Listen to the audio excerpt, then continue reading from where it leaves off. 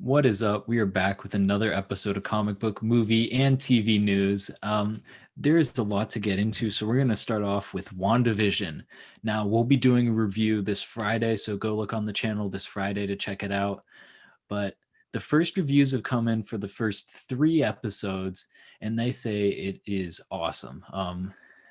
I read a ton of reviews and I didn't see a single negative one. That doesn't mean there's not one out there, Mhm. but they say it's bonkers, it's weird, it's different, but it's really great in the use of the genre of going through different eras. A sitcom is really great.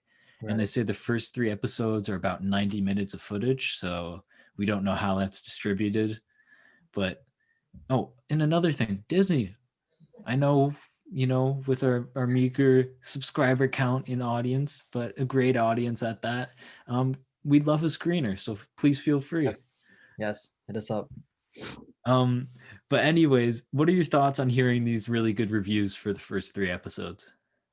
I mean, I never doubted like this thing would like be pulled off. I would have been more surprised if like people were like like the reason like I feel like they do like early reviews like because they're like okay like we got a good product let's get it out there.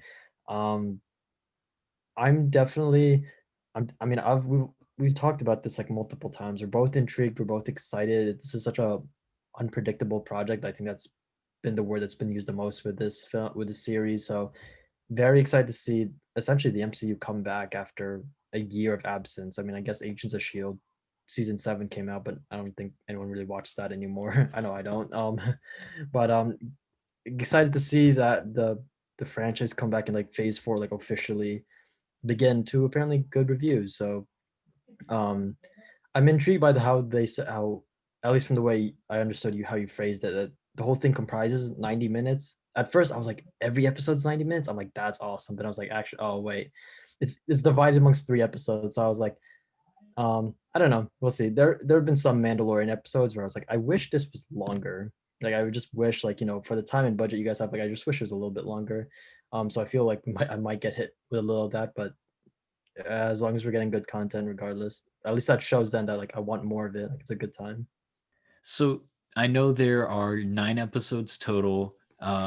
It's rumored. I don't know if they confirmed that it's around 6 hours of total footage. Um, So we already have an hour and a half in the first 3, which leaves a lot of footage left for the last 6 episodes, and I think those will definitely be longer episodes. We get the first 2 episodes, a reminder, first 2 episodes this Friday. So I'm pretty excited. It'll lead right into Falcon and the Soldier series in March. So I'm hyped about it. Nick, I know you are too. Let's move on to the next topic, which is Loki season 2 is rumored to be in development from Deadline. Now, we don't know if it's going to be from the same screenwriter as Loki season 1 because Michael Waldron has been tasked with developing a new Star Wars movie for Kevin Feige. So we don't know if he's Right. going to be doing both or he'll take a lesser role in Loki season 2 or how that's going to work out. But what are your thoughts Mhm. on this news that Loki will be getting a season 2? I'm intrigued because the way I was approaching most of these Marvel shows with that were that they were limited series, at least I felt like a majority of them. Like I don't see like WandaVision for whatever reason going for a second season unless they set it up, which of course then hey like like great for them. I don't know. I just but like I felt like the vibe for most of these were that they were like these extended adventures, like they're like their own still individual chapters of the MCU. So the idea that these still could become like reoccurring items, especially Loki, which in some ways has shot up to like my top 3 most anticipated Marvel projects. That's great news for me. As we know in our Loki trailer breakdown, I love the trailer. I love the vibe, in how much it got me excited. So the idea of it getting a second season, I'm intrigued to see how it plays out, especially amidst like the 10 billion other TV shows they have planned out and the 20 billion other movies they have planned out, like how this falls in with phase 4. Like are they going to wait till like they hit a certain point in their like chronology that they're releasing season 2, or are they going to be like just fast forward development if it is happening? So intrigued, just as always intrigued to see what the overall plan is. Yeah, I'm so hyped for Loki season 1. I mean, I'm super excited. But we'll move on. Flash will not have Cyborg, but Ray Fisher is still Cyborg, playing the character Cyborg. There's no recasting, none of that. Mhm. Um, I know there's been some dispute on what's being said between the report and what Ray Fisher has been saying that has kind of Right. made it a little bit unclear on I'm not exactly sure on what exactly he's disputing Mhm. versus what I he's not, because there's a lot in the Yeah, article. right. I believe from the way I interpreted from the way it was coming off was that um they were making it seem like Ray and like Warner Bros were partying like amicably, but like Ray was kind of upfront by saying like, no, I have not publicly, like still Cyborg, like I'm still holding on to the role, which then, but however he didn't exact. So the discussion could then become like, is Cyborg just being rewritten out of the Flash for whatever reasons, script reasons, story reasons. I also know that Fisher didn't want to work with Walter Hamada from Warner. So, and I know Walter's still producing Flash, so that might just be a way to like accommodate for whatever reason as the continuing like stuff from the Justice League investigation like pans out. Right, and that'll be big with Walter Hamada going forward with Cyborg and Ray Fisher's future, because I know he just signed a 2-year contract extension at Warner Brothers Okay. to be the head of DC. Um, but that's kind of what we know on that front. We don't really know much more, and because we don't know anything about the investigation, we don't want to get too far into it. Who's right? Who's wrong? What when happened? What went on? Because honestly, we don't know. Right. Um, but let's move on to filming was paused for Doctor Strange, which is filming in London due to the COVID outbreak. In part, this new strain of COVID that is much more contagious and has really boomed numbers in all of England. Right. Fortunately. And what are your thoughts on the news that it this has been delayed and the possibility that this could lead to further delays to actually see the movie of Doctor Strange? I mean, I wouldn't be surprised. I mean, like delay since we've started this channel, every other news segment we've had has been like, this has been delayed, this has been delayed. So it's in some way it's become like a way of life that we just like have to roll with for whatever reason. I hope, everyone in like London and like the Director Sam Raimi, Benedict Cumberbatch, Elizabeth Olsen, I hope they're all doing, they're all safe and sound. Um, I mean, I don't know. We'll see. Like I know like Matt Reeves and Rob Pat, like they like persevered through a really hard shoot with the Batman to get that done.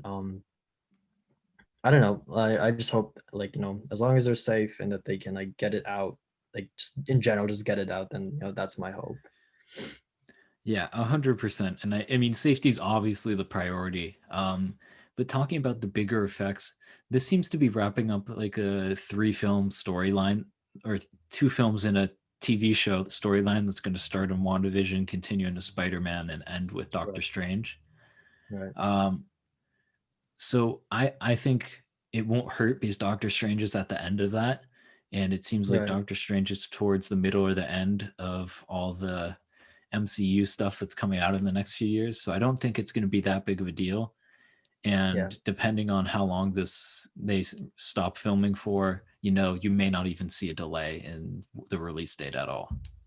I think like I mean like Eternal, Shang-Chi, and I even think Love and Thunder is like gonna be coming out in between there. So I think at least so I think the MCU will still have like chapters to unfold if it needs to like accommodate or whatever.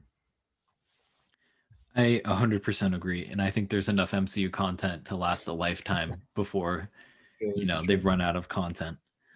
Um, let's move on to our next subject, which is Moon Knight. Moon Knight added the directors. You may know them if you've seen the film Synchronic, which came out this year. I haven't gotten around to it. I know Anthony Mackie's in the film. Mm.